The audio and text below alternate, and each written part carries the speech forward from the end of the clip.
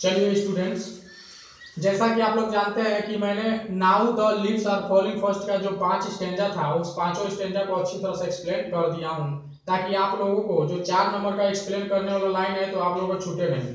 अब इसके साथ साथ मैंने यह भी सोचा है कि इस चैप्टर का मैं क्वेश्चन और आंसर भी आप लोगों को करवा दूं, और इसके साथ अगर आप लोग कमेंट में लिखकर भेजिएगा कि सर हमको मीनिंग भी लिखवा दीजिए तो मैं मीनिंग भी लिखवा दूंगा और उसका अर्थ बता दूंगा, ताकि आप लोगों को किसी प्रकार का कोई दिक्कत ना हो। तो आते हैं फर्स्ट क्वेश्चन में। तो देखिए इसका फर्स्ट क्वेश्चन क्या है, what does the poet mean. What माने क्या, द पोएट मीन मतलब कवि का मतलब। कवि का मतलब क्या है, कवि का मतलब क्या है। व्हेन जब he says now the leaves are falling first, मतलब इसका अर्थ यह हुआ कि कवि क्या कहना चाहते हैं, किसके माध्यम से, now the leaves are falling first के माध्यम से। नाउ द लीव्स आर माने पत्ते अब तेजी से गिर रहे हैं, इसका मतलब कवि से क्या है, कवि इसका क्या अर्थ बताना चाहते हैं। तो देखिए कवि क्या कह रहे हैं, तो कवि क्या कहना चाहते हैं, बोल रहे हैं क्या कि जैसे कि मैंने जब आप लोगों को पहला स्टेंजा पढ़ाया था तो उसमें मैंने आप लोगों को क्लियर बता दिया था कि पत्ते अब तेजी से गिर रहे हैं। इसका अर्थ यह हुआ कि पत्ते तेजी से गिर रहे हैं, मतलब मनुष्य जो है वो मौत की ओर बढ़ रहा है। ठीक है, तो वही कह रहे हैं कवि, द पोएट वांट्स टू से, माने कवि कहना चाहते हैं कि men are slowly going to death, कि मानव जो है वो धीरे धीरे मौत की ओर बढ़ रहा है।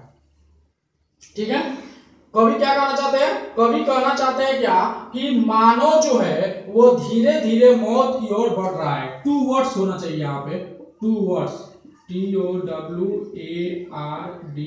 2 वर्ड्स माने होता है की तरफ, की ओर। फिर से बात कर रहे हैं, कवि क्या कहना चाहते हैं, कवि कहना चाहते हैं कि मानव धीरे धीरे मौत की ओर बढ़ रहा है। ठीक है, फिर क्या कह रहे हैं, हियर, हियर माने यहाँ, here here the poet has compared the falling leaves with the man.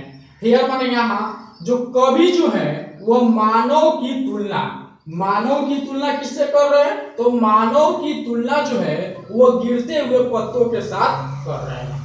ठीक है, फिर he says that man is mortar, कवि कहना चाहते हैं कि मानव मरणशील होता है। हम लोग सब कुछ जानते हैं कि इस पृथ्वी पर जो भी चीज आता है, चाहे वो मानव हो या कोई भी छोटा सा वस्तु क्यों ना हो, सब नश्वर है। मतलब इस पृथ्वी पर जो भी आएगा उसको नाश होना ही है।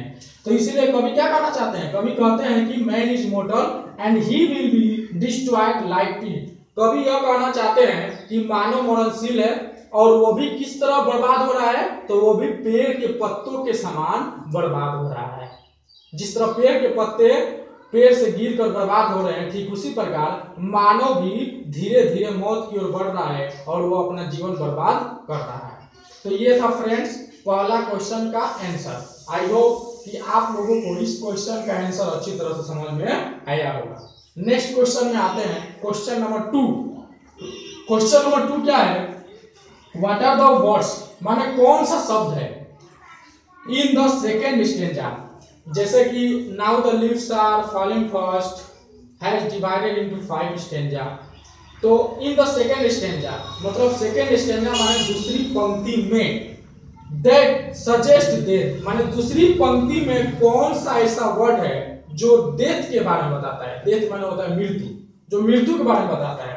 And the effect of the death on human body, और कौन सा ऐसा शब्द है जो इफेक्ट माने प्रभाव डालता है, ऑफ डेथ माने मृत्यु के ऊपर जो प्रभाव डालता है, मानव जीवन के ऊपर जो प्रभाव डालता है मृत्यु का, वो कौन सा सेकेंड स्टेंजा में शब्द है, उसके बारे में आप बताइए। तो देखिए कौन सा है, जैसे कि मैंने आप लोगों को जो पढ़ाया था सेकेंड स्टेंजा, तो मैंने बोला था क्या कि whispering neighbours left and right, माने मौत के जो सौदागर है वो हमारे दाएं और बाएं घूम रहे हैं। तो इसका मतलब डेथ की ओर कौन बता रहा है, तो विस्परिंग नेबर्स बता रहा है। और यह भी बताया गया था कि मानव मर चुका है, और जब मानव मर चुका है तो एक्टिव हैंड मस्ट फ्रीज, माने उनकी जो एक्टिव हैंड है, उनका जो क्रियाशील हाथ है वो मस्ट फ्रीज, वो क्या हो चुका है, वो जम चुका है।